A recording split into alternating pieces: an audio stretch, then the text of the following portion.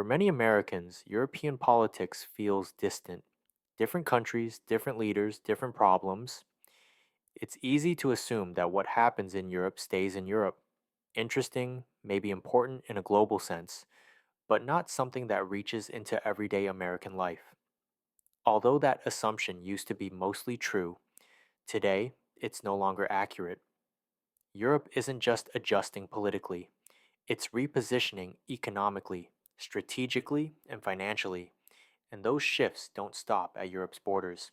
They move through markets, trade, energy systems, and borrowing costs. And eventually, they show up in the US economy in ways that feel subtle but persistent.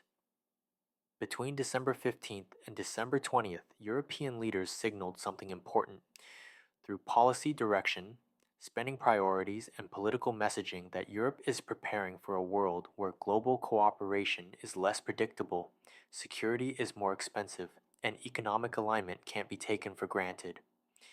That recalibration is reshaping how Europe sees itself, not just as an economic bloc, but as a geopolitical actor, and that has consequences. Take Germany, for example. Germany sits at the center of Europe's economy, so when they adjust, Europe adjusts. And recently, the German leadership has been more explicit about expanding its geopolitical and strategic role, including defense investment, industrial capacity, and regional influence.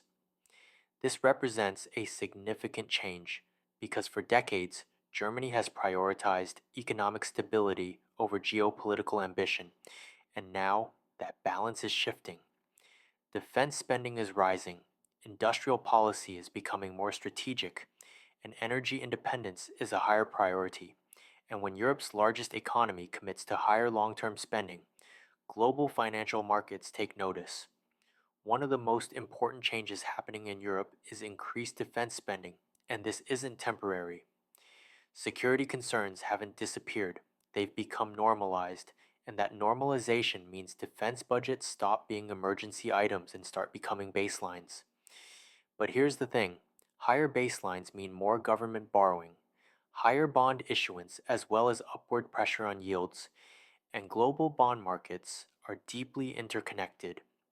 When Europe borrows more consistently, yields rise globally, including in the United States.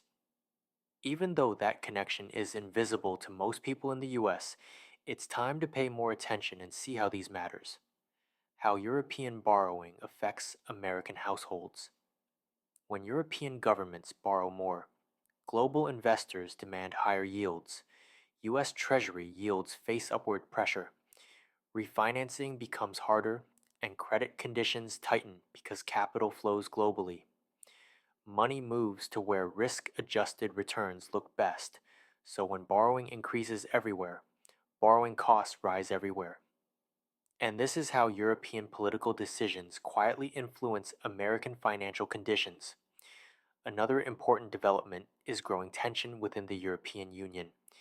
Disagreements over sanctions, defense commitments, and energy policy often slow decision making, and slow decision making creates friction, and most times, friction leads to regulatory complexity, delayed investments, as well as uncertainty for global businesses. And when businesses price that uncertainty into their decisions, costs rise quietly. When Europe acts in coordination, the market relax, supply chains move smoothly, trade rules stay predictable, and energy flows stabilize. But when coordination weakens, uncertainty grows, and uncertainty always carries a premium, and it appears in everyday living costs, which eventually becomes higher prices. Another European's policy that affects everyone is their energy choices. Energy remains one of the most important links between Europe and the global economy, and their push for energy security. Diversification, renewables, alternative suppliers, is necessary but also costly. Because new infrastructure takes time, transition periods are expensive and the redundancy of it all costs money.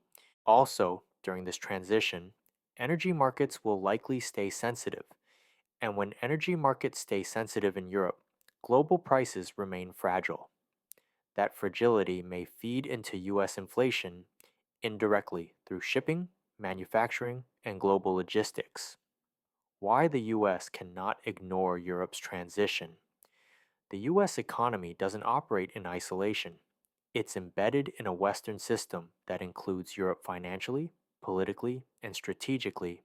So when Europe tightens, capital becomes more expensive, coordination becomes harder, and global growth slows, slightly making that relationship more significant during periods of transition.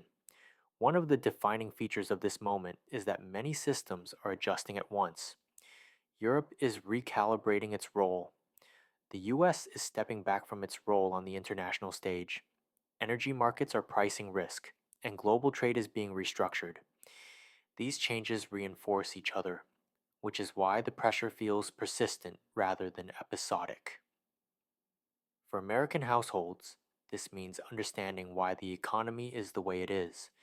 These aren't random outcomes, they're the result of large systems adjusting simultaneously.